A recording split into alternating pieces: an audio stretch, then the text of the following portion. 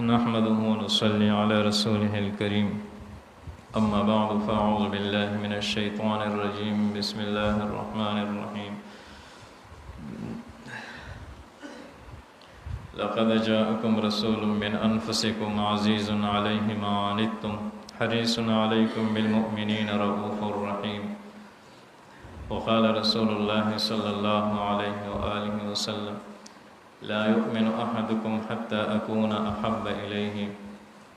من والده وولده والناس أجمعين حتى يكون أحب إليه من ماله وولده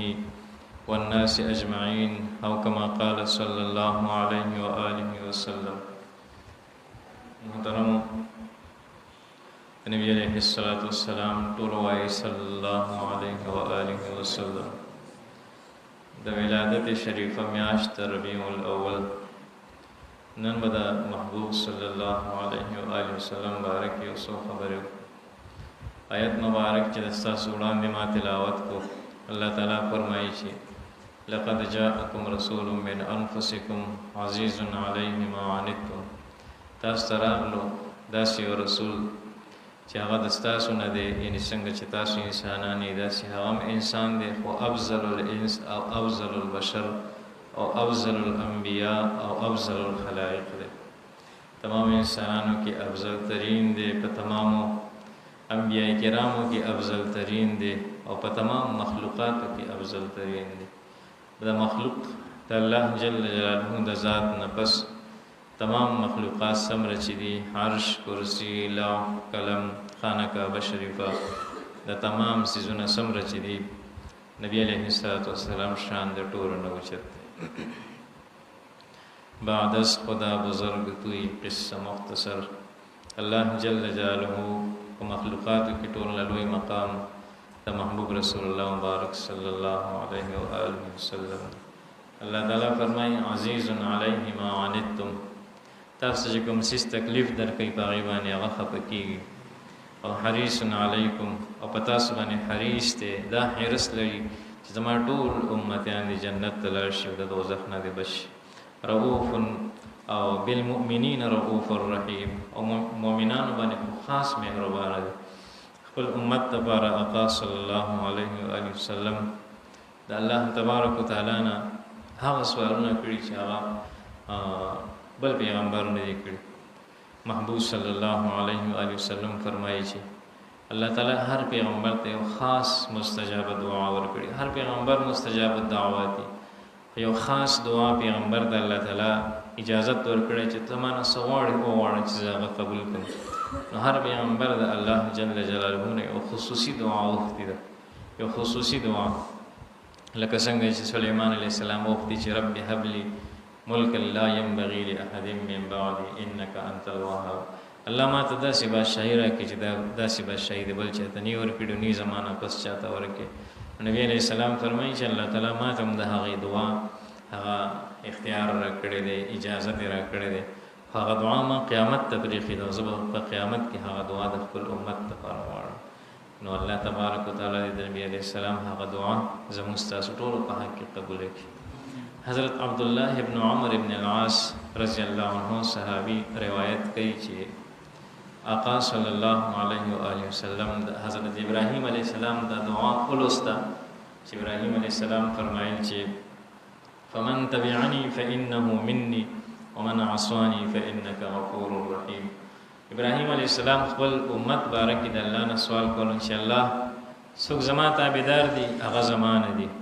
ومن عصاني او څوک چې زما نه مني په ما باندې ایمان نه لري زما نافرمانه دي نو فانک غفور رحیم ته بخونکی مهربان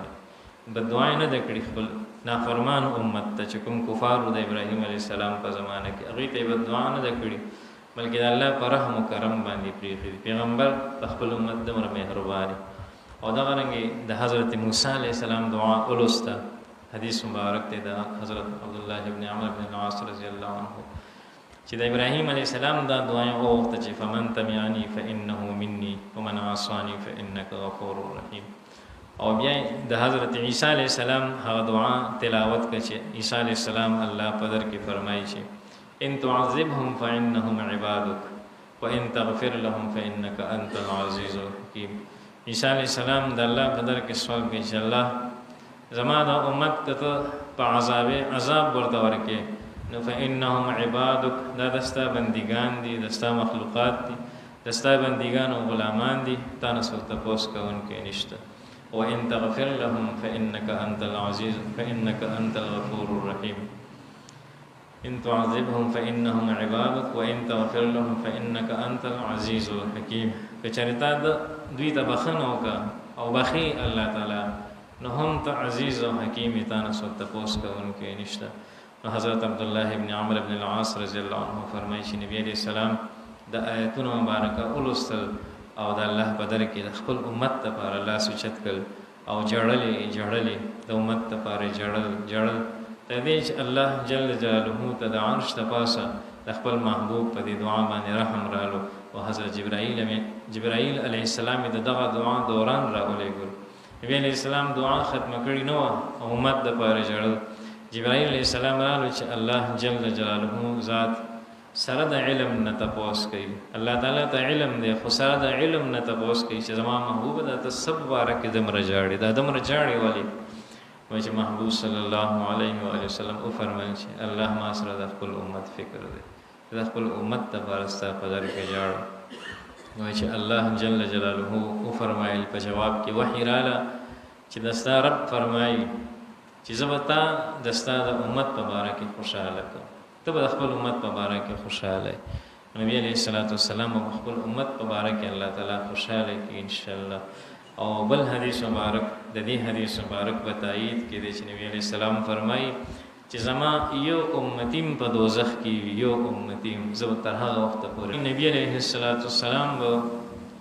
الله خوشاليږي چې یو امتیم په دوزخ کې نه ټول امت د دوزخ نه وځي. الله تعالی دې زموږ ستاسو په حق کې د محبوب صلی الله علیه و آله وسلم شفاعت قبول کړي. او بل حدیث مبارک دی د مؤمنانو مور ام المؤمنین حضرت عائشہ رضی الله عنها فرمایي مور بیبي فرمایي چې ما یو ځل د محبوب صلی الله علیه و آله وسلم سره ناست وم، پیغمبر علیه السلام ډیر خوشاله او حشاش بشاش ولیدو، ډیر خوشاله مې ولیدو. نو ما درخواست وکړ چې یا رسول الله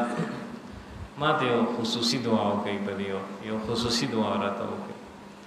نبی علیہ الصلوۃ والسلام دا ټیم ډیر زیات طبیعت کې نو پیغمبر علیہ السلام لاس زما د پاره اوچت کړ. مور بیبي فرمایي او نبی علیہ الصلوۃ والسلام او فرمایي چې الله تعالی د عائشہ مخکینی او رستنی او خکارا او پټ ټول ګناهونه معاف کړي، اگلے اور پچھلے اور ظاہر اور باطن سب گناہ معاف فرما. اللہ تعالی مخکینی رستنی خکارا اور ظاہر ټول گناهونه معاف کړي.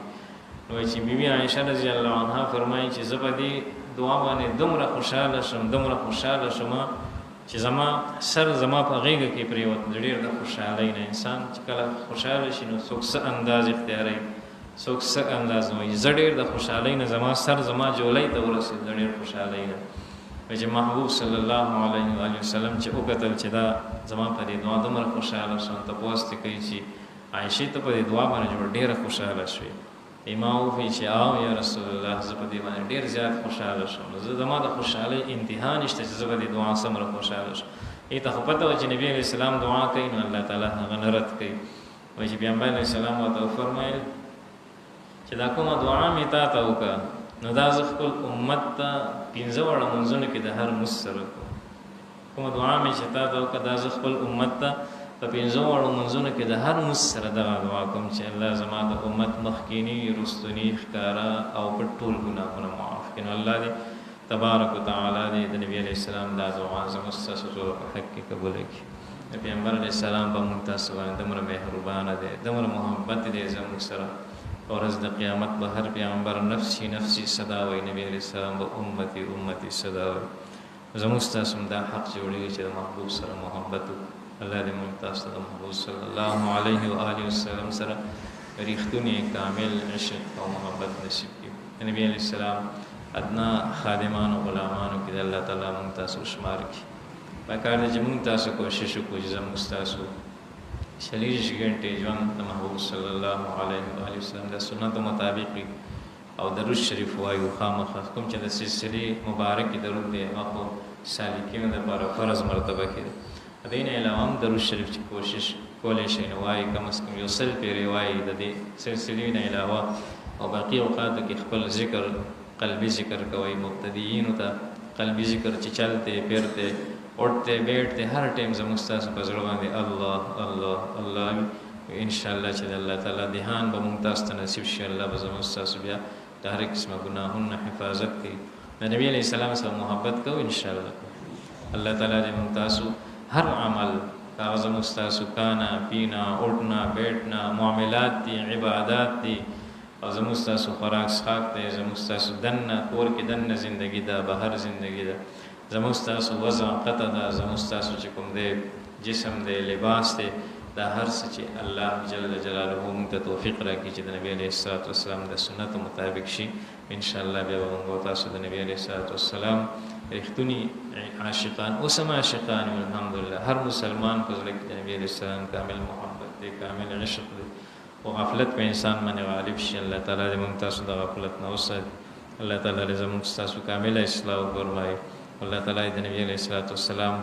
هر عمل کې د نبی علیه السلام 100% سنت باندې ممتاز عمل توفیق نصیب کړي واخر دعوانا